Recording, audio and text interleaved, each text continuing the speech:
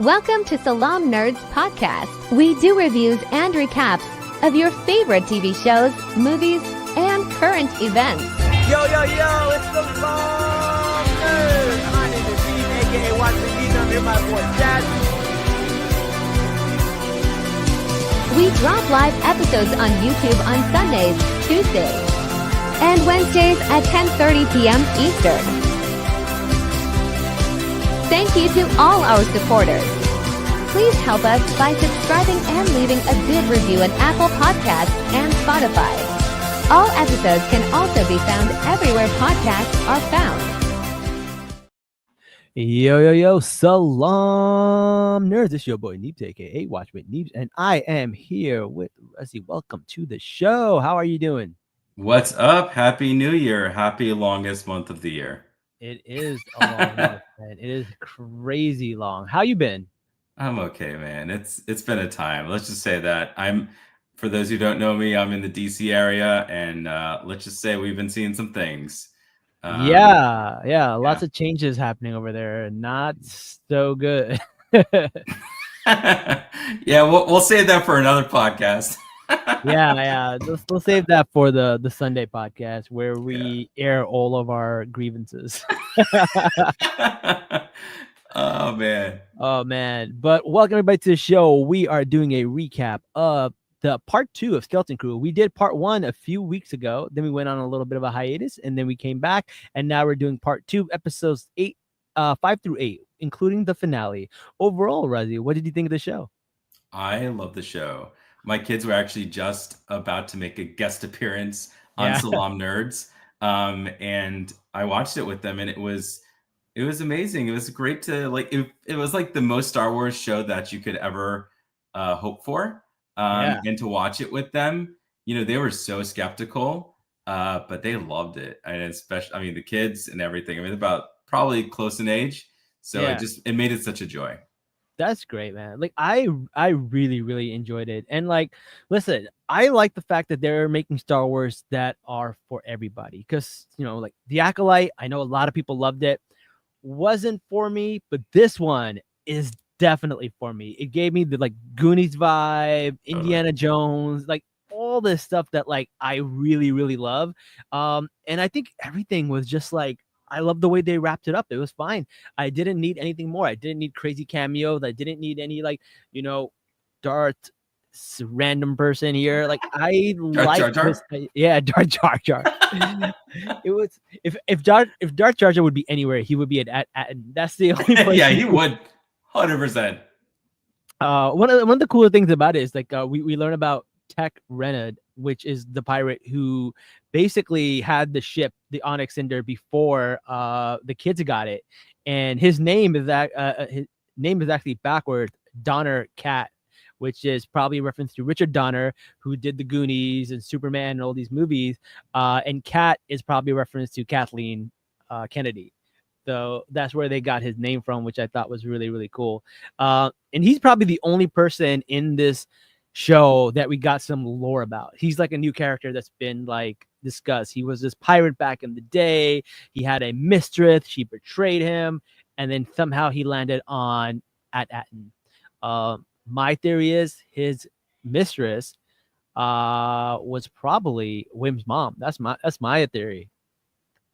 Wow. Yeah. I didn't actually put those dots together. Let's run with it. I think it'd be fun to kind of see that kind of a descendant of a pirate. Yeah, That's right. Part of the crew. It's part of Skeleton Crew. Wim's actually a descendant of a pirate. It would make a lot of sense. They never explain how that ship gets there, except for the fact that it isn't actually an emissary ship, and then it's hidden as a pirate ship because it had this fake hull, which they actually destroy in one of the episodes. I thought that was really cool. And they never really explained how and got there, what happened to Tech Renard, and it's the only time they really explain it is when they sing the shanty, and the rumor is that he was betrayed by his mistress. And there is a lot of talk about Wim's mom, but they never really show her. They never really talk about her. They never say how she dies. So that would be my thing. That would be my theory. I like it. I like it. I Yeah. think it'll be fun. Yeah. So in the first episode of I think the 5th episode, they go to this resort and they're having a banking clan summit there. So it's kind of like already a Yes. reference to like a lot of things that are going on in terms of finance and inflation and all that stuff that's happening. And they're over there trying to find Captain Renaud's treasure. And I thought this episode was really good. You know, it basically they had to go through all these like booby traps, and it gave me very like Indiana Jones vibes. And then they finally get to the treasure. What were your thoughts about that? Yeah, Indiana Jones vibes to the fullest. Also, it reminded me of the casino world in one of the newer movies. So you kind of had that mix, and I do like how I would say the newer iterations of Star Wars films, for better or for worse, have kind of portrayed the class dynamics, like the significant, like, you know, difference in socioeconomic statuses in the universe. And clearly this is one that's like catered to the elite, and on another level too. Like it's like the elite, it's like the 1%'s 1%. Yeah. This is where the space Elon Musk is hanging out. I don't want to get a fork in the road email. Yeah, he's probably doing some kind of Sith salute over there. Exactly. But yeah, I think that's really interesting how they bring up the class, and it also goes to emphasize the life of these pirates, right? Because like when Jod is talking to them, he's saying things like, "Listen, I'm hungry. I'm always been hungry. I've never stopped being hungry because we get so little. We get these scraps, and like I deserve more. Why don't I deserve more? These people have so much." And it's kind of what riles people up. And you can only rile people up when they've been in these social economic situations, right? So I think that's really, really interesting. But yeah, they do know that At-Aten is the last remaining mint. And if you're the last remaining mint, that means you make all the money. If you make all the money, you control inflation. That's probably one of the most powerful things that you could have in the universe. So some person probably was using this as their slush fund. Could have been Palpatine himself funding his genetic experiments. You don't know what's happening there. Yeah, totally. And I mean, also we've seen like the jostling of control over really the universe by the Republic or by the Empire. So I mean, like, are those the same people? I mean, like, you know, we went through a transition here. I mean, do you have the same people working at the mint that were there the day before, right? Yeah. Who knows? I have no idea, but it's pretty interesting. Yeah, even the timeline is very interesting because like nobody knows about what happens at until they're 18. So like they've been there for at least 30 years. So there's like one generation of people that have left there. But the thing that's really interesting about this episode, this is where everything changes, because this is where Jod literally becomes the villain of the story. Yeah. He was helping the kids, and now he's literally the villain. And he becomes the captain by invoking a challenge. And then we see little Wim take the lightsaber up, holds it upside down as like a kid would. I thought that was really, really funny. Yeah, no, I felt for them because I was like, oh man, like I knew it was coming. I think we all knew it was coming. Sure. But then when it happened, I was like, oh, this is sad. I liked how, like, it seemed like, you know, when, you know how he got cast out in like the first or second episode, like the mutiny, it seemed like he is almost like in a redemption arc. But like, he's a pirate. He can't help himself. He has to have the booty. And I'm not talking about that booty. He's got the booty. That is true. So, that is true.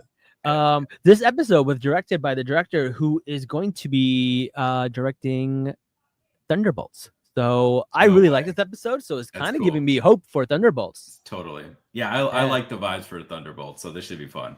Yeah. But my favorite episode, I think, is the one after this. And that's the one where he gets betrayed and they're like down. And then KD has to, you know, she has these augments in her head and stuff like that, which would also, if you watch, I believe, Clone Wars or the Bad Batch, Echo has some of these also. And then she gets in a beef with her friend, her best friend, Fern. Yeah. And like, she wants her to climb this thing, and she's like, listen, I can't do that. And this was like, the nuance of this argument is so great, because if you have a friend who is disabled, there is this element of like they want to do all the things you can do, but they can't do all the things that you can do. And I really like the way they kind of show this, because she said that, I would go back to having 0 friends. And then Wim goes, well, me and you can be your friends. And it seems like Katie didn't have a lot of friends, and she leaned on Fern, but Fern is like this adventurous, no nonsense kind of, always going on these adventures and pushing to the limit, and not really realizing that her friend may not always be able to keep up. And I thought this was like a really, really good scene. Yeah, no, I loved it as well. It was really sweet. And having kids around this age myself, it definitely touched a nerve. I think also, especially whether it's an adult or a child with a disability, it's definitely, it's something that you feel for, and you want to empower too. I mean, I think one thing that I've learned, especially in my workspace, is that, people with disabilities aren't someone to be looked down upon or that they need help, but really want the same rights and the same privileges as everybody else. They may do things a little differently, and that's okay. But I think it's about really all those around them of understanding what those needs are and making sure they are empowered in whatever way they need. Yeah, I agree. Couldn't have said it better myself. And then we see this scene where she actually has Wim help her make this little like makeshift battery. And like the scene was so stressful, because you're like, is she going to lose power? Is she going to die before he does it? And he does it like barely in time. And then she's like back to normal, and she goes, thanks, Jedi. And like, I thought that was so cute. That was really cute. That was really sweet. Yeah, I liked it. Good bonding. Nothing says kids bonding than through like a crisis where the other one's about to die, right? That's crazy. Yeah. This episode was directed by Bryce Dallas Howard, and like, honestly, man, give her the keys to the kingdom, because every episode she's done of The Mandalorian, of anything, it's been the best. She really knows how to convey emotions. It's so good. Oh, she's so good at that. Yeah, she's so good at that. Oh man, that's so good. And then we also see this little alpha trash crab. That was in the stop motion. Those were great. Yeah, the little ones, and then the big one, right? Yeah, it's so it reminded me of the crab from Moana that has like all the gold on it, except this one had trash. That's so funny. Yeah, they were really funny. Yeah. And then they get onto the ship, and then like they press this button, and the hull just like demolishes, and they get away, and then the Onyx Cinder becomes this small ship, and that's when you realize that this pirate ship was actually a emissary ship that was turned into a pirate ship, and that's how it can get into and out of at Atten. So I was like, this show is just like the way there's like layers and layers to this was really fascinating. I thought that was really, really cool. And then it looked like the Naboo. Sorry to interrupt. It reminded me of the Naboo starfighter. Like it had that, like it had the Naboo type tech vibes. Yeah, it's really good. That's why I think Jar Jar may actually be there. Oh man. But then they're having like putting Jod basically comes out of that little place that he was at with all the jewelry, and all the pirates were there waiting for him. And then he gets taken in, and then he has to go, and he has to do this like speech to let them out. And they finally they take him out of the airlock. And then when they get there, they're like, hey, this doesn't look like a real planet. And then he's like, well, and then he finds out at the same time the Onyx Cinder shows up, and that's where he feels like that's the key. That's what's going to get him in. And then as all this is happening, Brutus gets caught, and Josh just comes and shoot him, and he calls him a backstabber, which is ironic because like his name is Brutus. Get it? The Eyes of March. I thought that was really funny. I thought the way they're getting like all these pirates together, it was really cool. And then the kids kind of standing up to them and stuff was good. And one of the parts that I thought was so funny was that they were like, as a captain of the ship, like, take these kids. And he's like, well, technically you can't be a captain of 2 ships. That's against code. Yep. Like that's against pirate code. Yeah. And then like he's like claiming the ship and like unclaims these. And like Yeah. and like SM-33 is so fed up with this shit. He's like, I'll allow it. And he just like which is really funny because it's like pirate code is kind of just like almost made up as it's go along. He's like, I never heard of unclaims these before, but make it. you know what? Unclaims these. Yeah, fuck it. We're doing it. Oh my God, that is so funny. I thought that was cool. But then unfortunately he does get the lightsaber and decapitates our boy SM-33. Yeah. Which is crazy. Tear 'em apart. I know. Tear 'em apart. Oh man. And then we finally, for the first time, we see the AI, which is the supervisor and the voice of Stephen Fry, which is like a cool little cameo. I thought that was cool. And then the kids all reunite with their parents, but it's not a good thing because Joe's still there and he's trying to get to the mint and they're just taking him straight to the mint. And the kids are kind of just stuck there and the safety droids are all like watching after them. So they can't even say anything. They can't tell them what's going on because he will know. And what happens is once he started talking to the supervisor's like, yeah, listen, that's cool that you're a Jedi and all. But last time we got news, we heard old Jedis are bad. So which is it? Are you a Jedi or are you something else? And that's where he panics and takes the lightsaber to its eye and completely kills the supervisor. And I'm just like, wait, I thought the supervisor was going to be like a big bad or something important. He's literally just like gone. And I was like, oh, okay, I see. That's what we're doing. But as this happens, the whole city shuts down, and which means the safety doors are shut down. So it gives the kids an opportunity to get together. And I love that, like, Fern and her mom are with them, and then the kids just get together. And before that, the lights all go off, and poor Neil was just taking a bubble bath. That's so like, great. It's so funny because like the first thing I'm gonna do when I get home is take a bubble bath. I was like, same, bro, same. Yo, if my kids could live in a bubble bath, they would. Yeah. Like as soon if they hear me say bubble bath, I'm worried that they're gonna just create a bubble bath. That's so funny. I feel the same way. Sometimes you ever go to like a country and they don't have like good pressure water, and then you're like, I just want to go home and take like a hot shower with some good pressure. Like it's different, man. It's hits different. Absolutely. Yeah. Yeah. It hits. All right. It is different. Right? Exactly. Yeah. Like in Pakistan, you gotta take like a balti and then just like scoop it up and then put it on top of your head. Yeah, we like move the cockroach to the side and then like the lizard, they're watching you in the corner. The gecko. Yeah. Exactly. Oh, man, that's funny. So they all get together and they're on these like high-speed bike chases while the pirates are chasing them. I love this scene because it very much gave me ET vibes.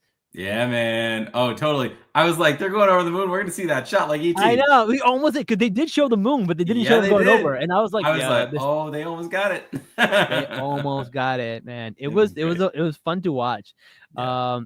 I really, really liked it. And then after a while, like what happened was Katie got there and she basically I forgot what she did, but she used SM-33's head to get up there and get a message across. And then what they did was they shut down the barrier. Once they shut down the barrier, the message got across.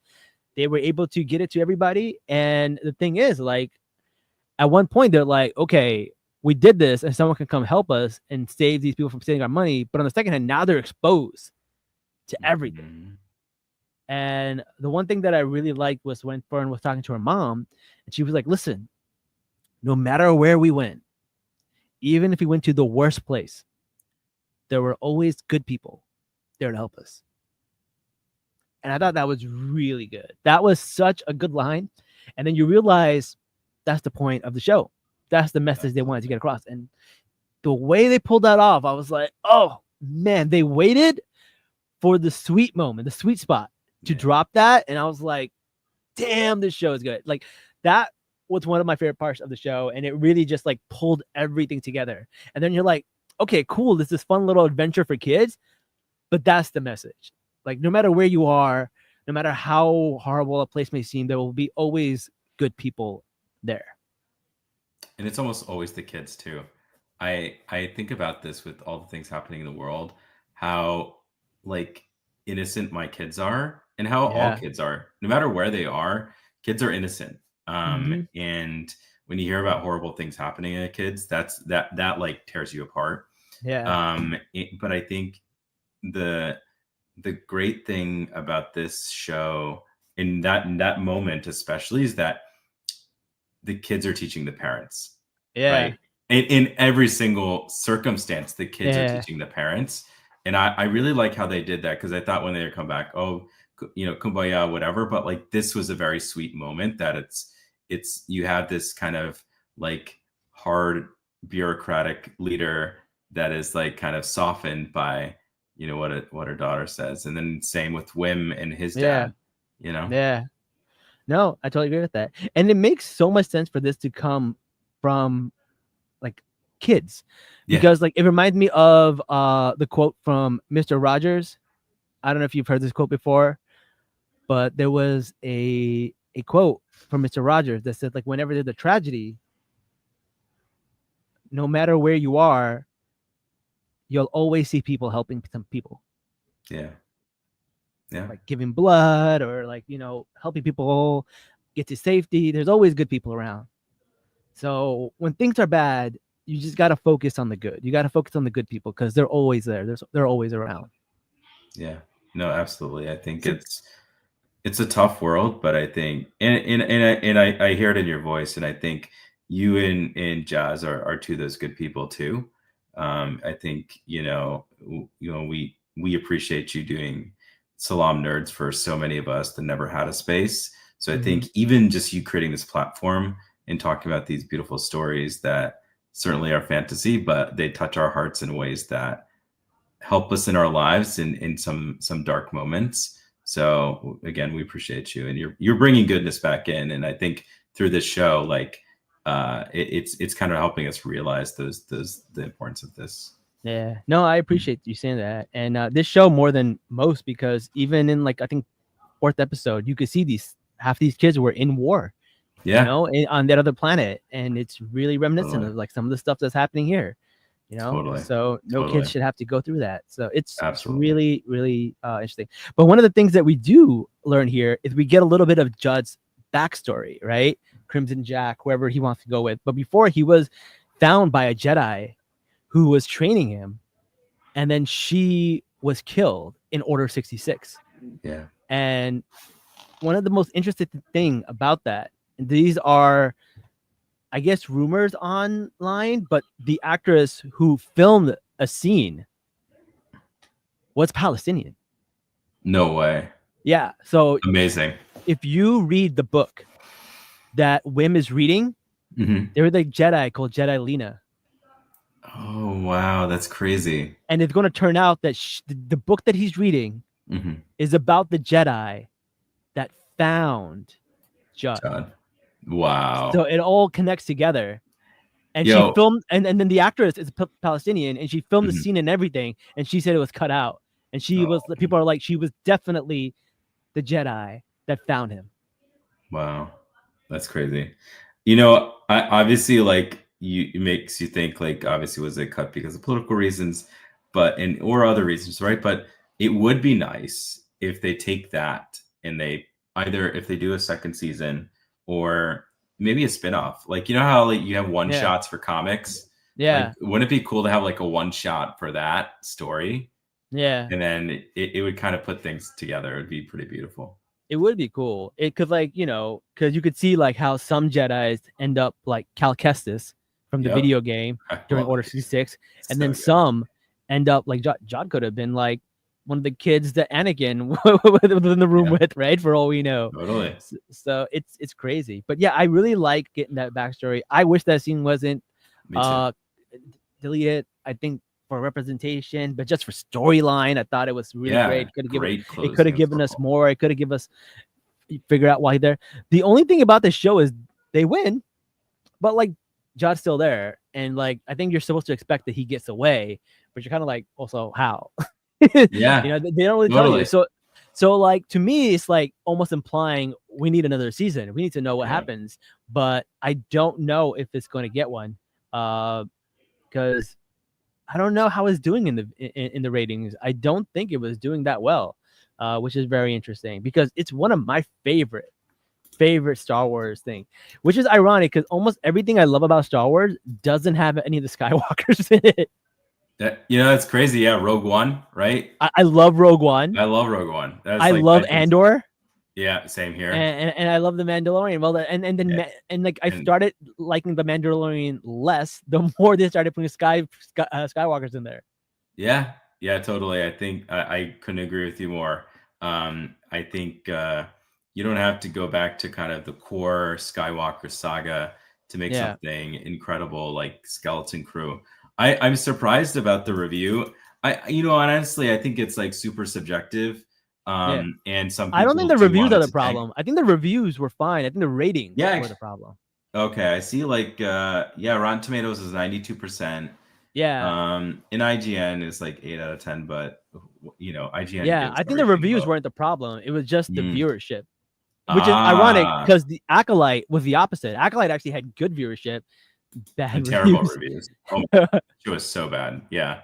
I think because the lightsabers. I think lightsabers is like the kryptonite for Star Wars fans. It's like, oh, I got this. Yeah.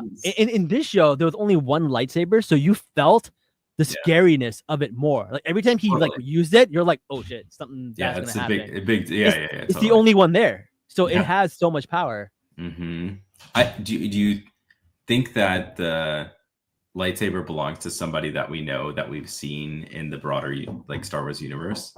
No, because I don't think we've met the person yet because it looks like an Old Republic lightsaber because it's gold and white. So I think those are usually like older, right? Unless they're like,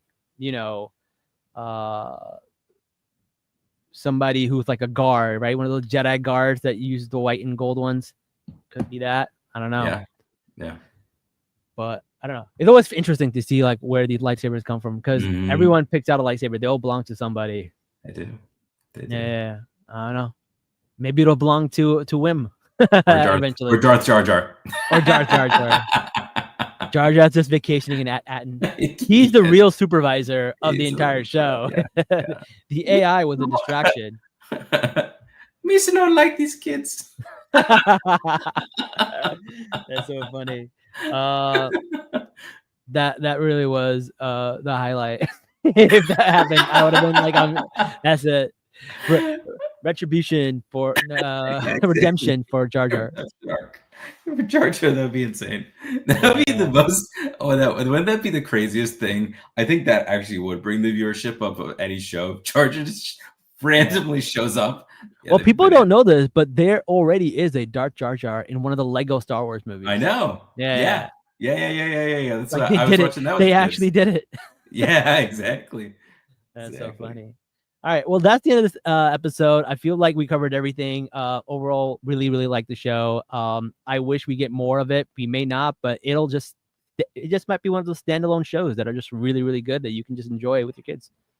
I'm totally down for that. We need more of those, like nice, tight stories, beautiful, like message. I think you summed it up best. I think there's no like you can't really sum up that show any better than that. And again, it's the lessons that the kids teach us adults, whether it's the adults watching or the adults that are in the show. Yeah. The real skeleton was the crew we met along the way. Time apart. All right, guys. Well, thank you so much for joining us. And until next time, guys, Salaam, nerds. Peace out.